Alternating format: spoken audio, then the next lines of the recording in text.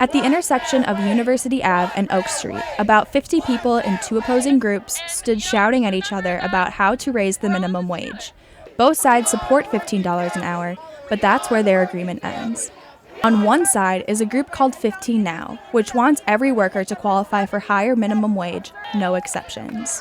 Okay, we know that people, if they can make a good livable wage with one job instead of two or three, and they can have a job where they've got a good wage like $15 an hour, plus with benefits, that they will live healthier lives. On the other side, a group called Pathway to 15, which wants an exception to the new minimum wage for workers who already make more than $15 an hour when you count the tips they make.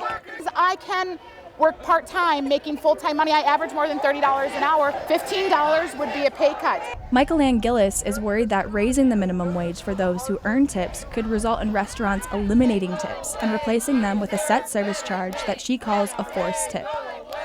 This charge goes to the business, not directly to the server. The business that I work at, Smack Shack, it would cost them $500,000 a year in order for front of the house people to all be at $15 an hour in order to maintain the same level of service, the same quality of food, and the same pricing structure on the menu. Mary Turner opposes any exception for those who earn tips. And it's not just the McDonald's people or the Perkins people or these people here at these restaurants. It's everywhere where they make that kind of wage.